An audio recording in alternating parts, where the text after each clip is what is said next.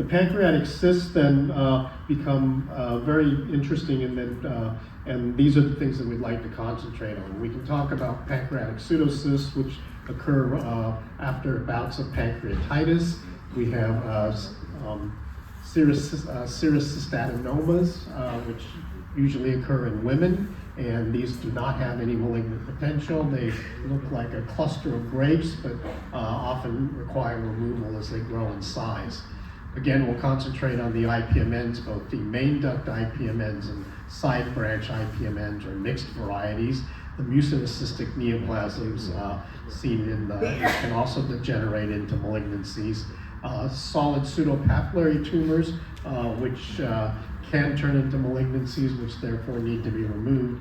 And what I also classify in the cystic neoplasms are actually neuroendocrine tumors. Typically, we think of neuroendocrine tumors of the pancreas as solid arterial enhancing lesions, but more recently we found that these can develop as cystic lesions that have neuroendocrine cells when you biopsy them. This is a laparoscopic resection, distal pancreatectomy of a insulinoma. This was a young lady who was diagnosed with insulinoma, but initial imaging showed a cystic lesion in the pancreas, and as a result, they did not think that this was the lesion. She ultimately was referred to us, underwent an endoscopic ultrasound. The cystic lesion was noted in the pancreas and biopsied and showed a neuroendocrine tumor. This laparoscopic distal pancreatectomy is probably one of the easier operations that we can do laparoscopically. Shown here is the cystic lesion right next to the splenic vein, and if we were to do an intraoperative ultrasound, you would see the pancreatic duct directly on the other side. We then mobilize the left colon and take down the further attachments there, and then mobilize the pancreas in its entirety to develop a staple line for transection of the pancreas. We encircle it with an umbilical tape, elevated upwards. Further dissection to free up the attachments to the kidney.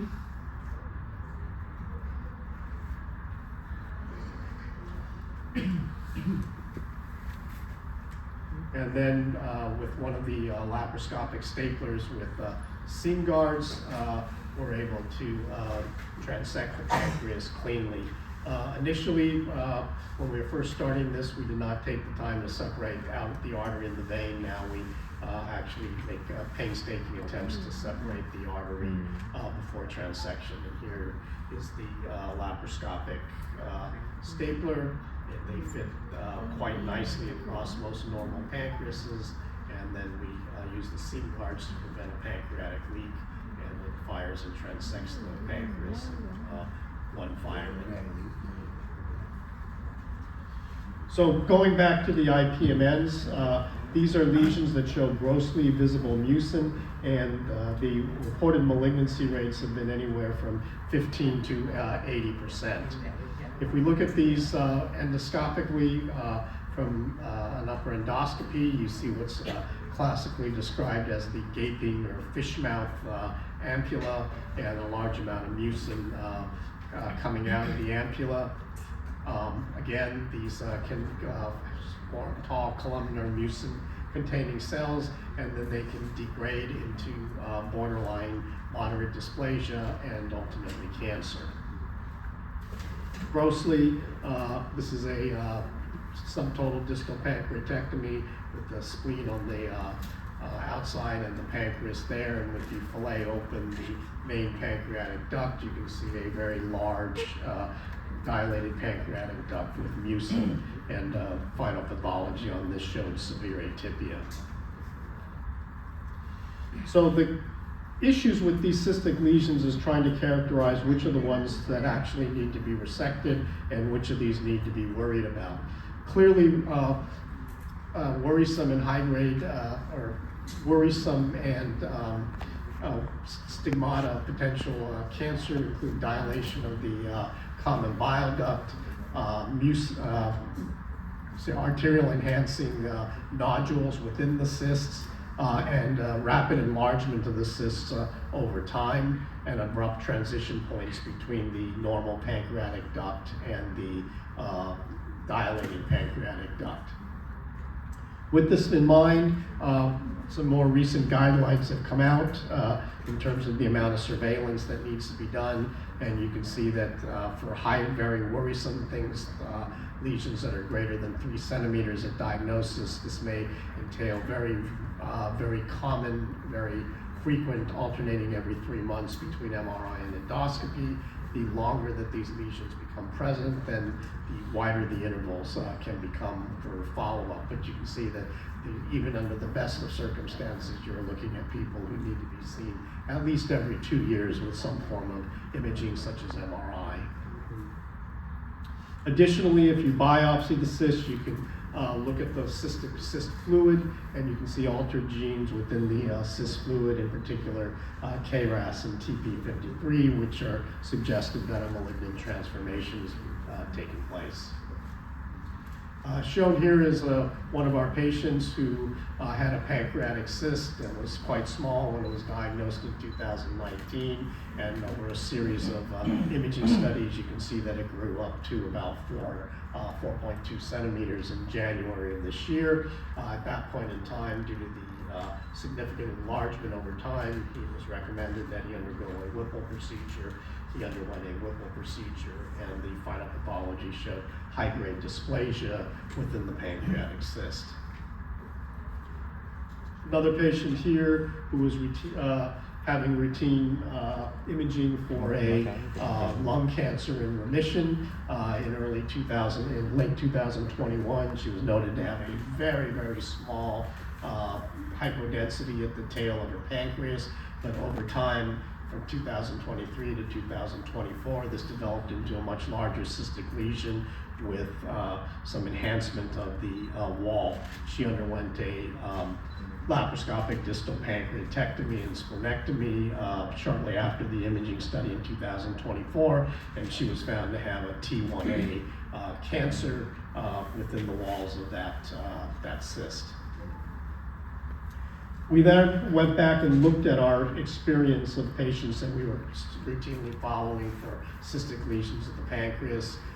We started with 357 patients, 291 of them had no previous surgery, and were followed sequentially over time for an average period of about 4 years. 26 of the 291, or 9%, developed worrisome lesions. Of those worrisome lesions, 2 patients had cancer but had comorbidities including surgery. The remaining 24 patients underwent surgery. Of those 24 patients, 4 of them had T1A cancers, 6 had high-grade dysplasia, but 14 of them had benign lesions. So if we were to translate that, 4.1% of the patients undergoing screening were found to have cancers or high-grade dysplasia, but 50% of the patients who underwent surgery had benign lesions, which might have been managed non-operatively. So this has led companies such as one in San Diego to look at whether you can predict from exosomes whether whether there is a malignancy or not. And exosomes are cellular buds, if you will, that come off from and contain large amount of DNA and RNA, and are from actively dividing cells, and this has become very up in the forefront of lesions of characteristics to look for potential cancer markers. This company has developed a technology that uses an alternating current electrokinetics to basically isolate these exosomes, and then they have a proprietary molecular profiling that goes about and looks at these exosomes to determine whether there's risk factors for cancer or not.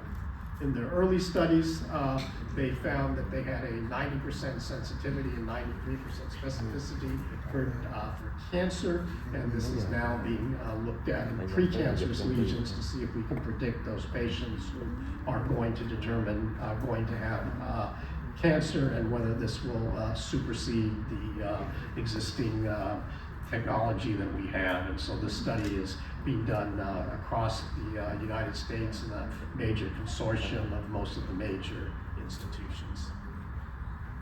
Lastly, I just want to spend a few minutes talking about another project that we're going on, looking at patients who have locally invasive pancreatic cancer. We know that the easy ones to determine for surgery are those that have no vascular involvement of either the superior mesenteric vein or the superior mesenteric artery, and you can see up here a very clear fat plane between the tumor labeled T and the vein and the artery labeled V and A. When you have those that are touching the vein, they become borderline resectable. And when you have those that are actually encasing the vein and the artery, as here, we have what is called locally advanced, and the goal here is to downstage these into a resectable pancreatic cancer that can undergo a Whipple with or without a vein resection. We are looking at a new form of treatment using a photosensitivity mechanism. The agent is called patoporphyrin. It's injected systemically, and then an optical fiber is passed by the interventional radiologist into the superior mesenteric artery, and then the photosensitivity of this using the lit wire activates the compound, and this leads to cellular destruction and hopefully destruction of the tumor surrounding the superior mesenteric artery without damaging the artery itself.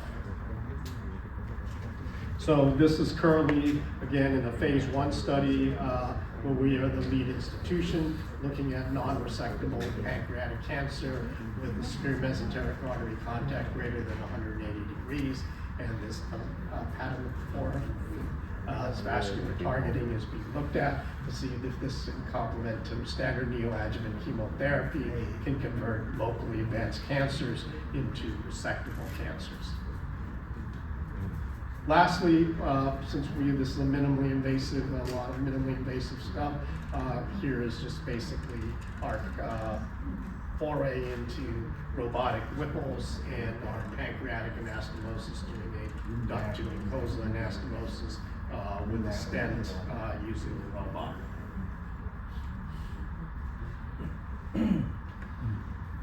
At this point, I'm going to conclude, and again, the members of my team, Dr. Jacob Utrick and Dr. Rita Yabe, and the three of us from the Patobiliary Service at the University of California, Irvine. Thank you so much.